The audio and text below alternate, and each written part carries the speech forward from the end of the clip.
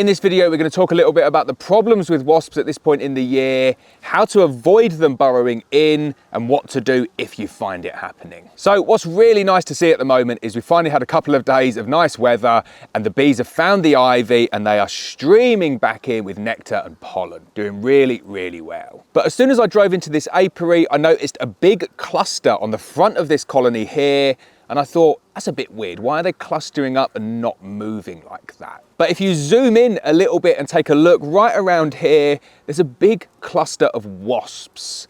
And they're not just clustering up, they are in fact burrowing in and chewing the pollen and discarding the pollen and trying to get inside to get to the bees' honey stores. Now, I normally don't have an issue with wasps. I keep my colonies strong. I make sure I don't spill any syrup when I'm feeding. I keep the entrances small, particularly towards the end of the year. And by doing those three things, I find that I never have wasps overcome a colony and completely take them down. Now, in this instance here, if the wasps had tried to get into the entrance, the bees would just see them away immediately because I've got so many bees compared to the amount of invading wasps that are coming in. Now, the wasps here think that they've pulled a fast one over the bees. They're thinking that if they burrow in next to the entrance, the bees aren't fussed and they're just letting them get on with it. Little do they know, as soon as they actually make it into the hive and they create a new entrance, the bees will obliterate them. So I'm not worried in terms of the wasps taking over this colony and damaging the bees, but I am really concerned about the wasps coming in and actually causing damage to my polyhive. Polyhives are not cheap, and this is one of the downsides in terms of poly. They're nowhere near as durable as wood, and they can be subject to insect damage by wasps trying to burrow in. So my first tip, and the tip that I've not followed myself yet this year on these,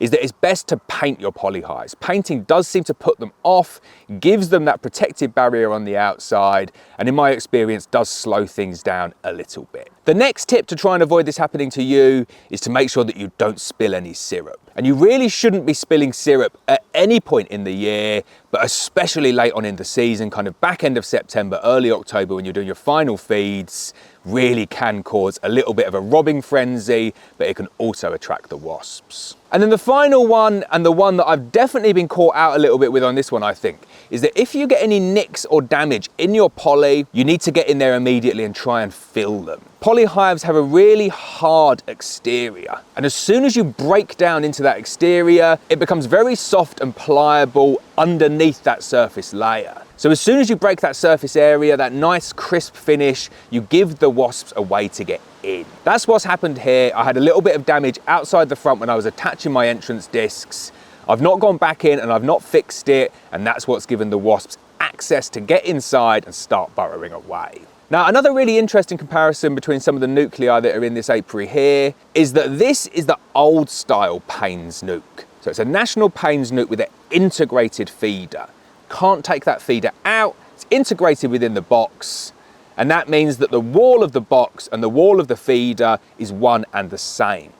This means that in minute quantities, when you're putting that syrup into the feeder, it leaches through the poly and the wasps can sense that on the outside, and they're getting minute traces of syrup, and they're thinking, you know what, the more I burrow in through this wall, the more syrup I'm getting. I'm going to continue, I'm getting a tasty treat. Whereas on the Langstroth polynucleus from Payne's, the feeder is separate, which means that you have an air gap between the exterior wall and the wall of the feeder, which means that you don't get that syrup transfer. I've not had this problem on a single one of the Langstroth version of this nuc, and I do get the problem occasionally going into winter on the national version where that feeder is integrated. So it is another reason for Payne's to try and get that removable feeder into the national version. It would completely eliminate this problem. So what am I going to do about it? I'm afraid I'm just going to have to squish those wasps. They will just continue burrowing in there until they get inside and access that feeder, and it will make the repair job a lot harder once they get inside. So I'm afraid they're going to get the squish. So I've squished all the wasps that were burrowing in. I've filled it up temporarily with a bit of a leaf just to stop any signals coming out. And I'll come back later on in the year. Really simple fix, exterior grade polyfiller or any type of wood filler.